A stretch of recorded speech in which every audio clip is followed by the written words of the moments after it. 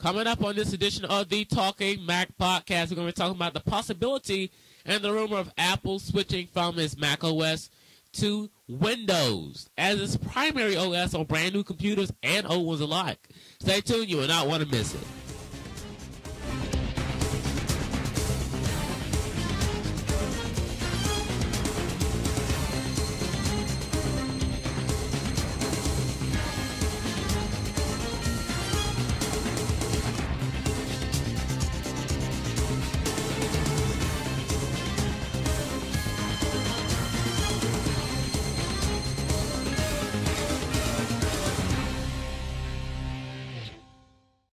Hello and welcome back to the Talking Mac podcast.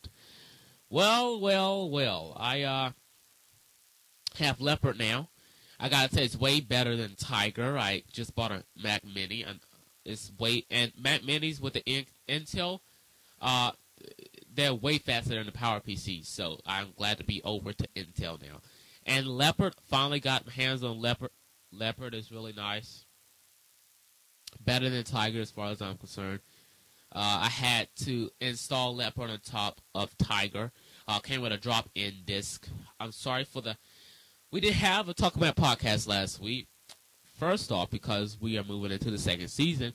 And it was Thanksgiving last week. And, you know, that's the holidays. And I wanted to go ahead and take off and hoping you would do the same. And I'm got a little under the weather right now, but I'm going to get over it. I'm getting over it. So, let's talk about this. This is interesting. Some of the blogs, some of the blogs are saying, well, Apple is going to stop production of Mac OS X or the Mac OS in general in favor of switching to the universally known Windows. And I got a few reasons that they claim that it'll be true, and I'll debunk a lot of them. And some of them might have some validity to them, but I'm going to go ahead and try to debunk a lot of them right here and right now. So the first one, it says more people would buy their computers because millions of people use Windows. I mean, we're talking millions and probably billions. I'm not sure about the billions, but I know millions of people use Windows.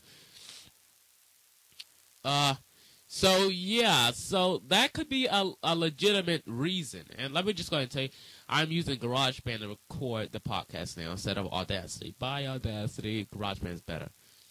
I just don't know why I didn't use it. So, switching from the Mac OS to Windows, because then more people will buy their computers because they don't have to say, well, hey, I got to switch from Windows to Mac, and that means I got to buy new stuff again. No, you just bring your own software, get the computer, and you run Windows. Now, some people like me don't want to run Windows. We want the Mac. And so we'll hit that a little later down in the line of the show. Let's move to the next one. More market share. Now, this could potentially be true. Now, I don't know if this would prompt Apple to switch from to stop production of its Mac OS to Windows, because the Mac OS has something about it. It's simplicity. The simplicity to do things. You know, if I want to do something, I just click one click, or I click the help button, type it in, and bam, there it is. You know, simplicity. You know, and Windows is not that simple. There's still some other Windows computers in the house that I have to help people with, and it's not as simple as my Macintosh. It's just not as simple. You know, that I would love for them to switch over to the Mac, but they don't want to. So, you know, more market share, and they would probably buy an Apple computer, but they don't want the Apple OS, and they don't want to fumble with putting a virtual machine on there. They don't want to fumble with that. You know what? When we return right here to the Talking Mac podcast, we're going to be talking about the last two reasons. Stay tuned. You will not want to miss it. Keep it locked.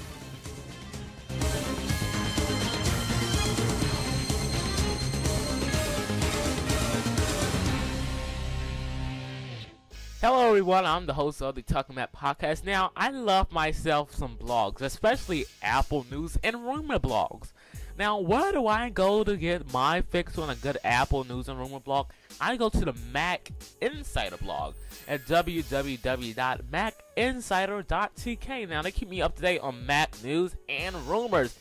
Stuff that I can simply just cannot go without every day. So go to www.macinsider.tk.